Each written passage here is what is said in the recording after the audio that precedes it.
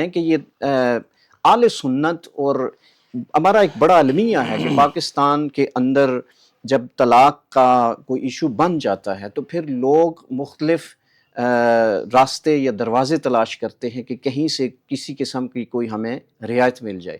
اہل سنت کے نزدیک جو طلاق ثلاثہ ہے اس کی اصل میں تعریف کیا ہے؟ اصل میں جو شروع میں عرض کر رہا تھا طلاق کی 3 قسمیں، اگر ہم انہی کو ایک دفعہ صحیح طرح سے جان لیں تو ہمارے لیے طلاق ثلاثہ کی طرف جانا جو ہے وہ کوئی مسئلہ نہیں ہوگا اور ہم اس سے رک جائیں گے اور بہت سارا معاملہ جو ہے وہ طلاق ثلاثہ کی طرف جائے گا ہی نہیں. تو میں نے شروع میں طلاق احسن ذکر کی کہ صرف ایک طلاق، اس کے بعد چھوڑ دیا جائے. اب عدت میں ہے عورت، شوہر چاہے میاں بیوی دونوں چاہیں تو شوہر تو ویسے بھی عدت میں رجوع کر سکتا ہے، بیوی کی رضامندی نہ بھی ہو، لیکن عدت گزر گئی تو اب بھی ان کے پاس چانس ہے کہ اب وہ تجدید نکاح کر سکتے ہیں باہمی رضامندی سے، اور نہیں تو پھر وہ عورت کہیں اور شادی کر سکتی ہے. عدت گزرنے کے ساتھ وہی طلاق کے احسن ایک جو تھی جو رجعی تھی وہ بائن ہو کر نکاح کو اس نے ختم کر دی. دوسری طلاق سنت ہے.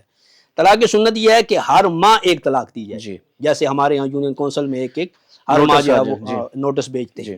تو یہ بھی جو ہے وہ حالت طہارت میں، جس میں جو ہے وہ شوہر بیوی کے قریب نہ گیا ہو، عورت حالت طہارت میں ہو تو صرف ایک طلاق دی جائے، پھر جو ہے وہ اس کو ماہواری آئے، پھر وہ جب پاک ہو پھر اسے دوسری طلاق دی جائے. یہ طلاق نبی پاک صلی اللہ تعالیٰ علیہ وسلم نے حضرت عبداللہ ابن عمر رضی اللہ تعالیٰ عنہ کو سکھائی تھی کہ جب انہوں نے اپنی زوجہ کو حالت ماہواری میں طلاق دے دی تھی تو فرمایا کہ یہ درست طریقہ نہیں ہے، سنت طریقہ یہ ہے. اس کو طلاق سنت بھی کہتے ہیں. اب جو پہلی طلاق ہے اس کے بارے میں فقہا فرماتے ہیں یہ اس سے بھی زیادہ اچھا طریقہ ہے. یہ دونوں سنت. تیسری طلاق بدعت ہے، اس میں طلاق ثلاثہ بھی ہے، یہ بھی بدعت ہے، یعنی یہ خلاف سنت ہے.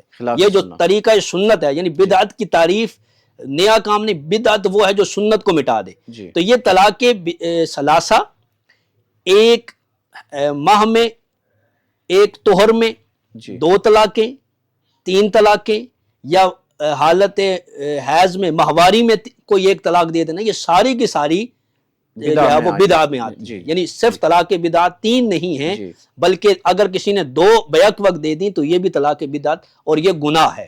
دینے والا گناہگار ہوگا، البتہ اس کا اثر جو ہے وہ ظاہر ہو جائے گا، وہ طلاق واقع ہو جائے گی. اچھا، ایک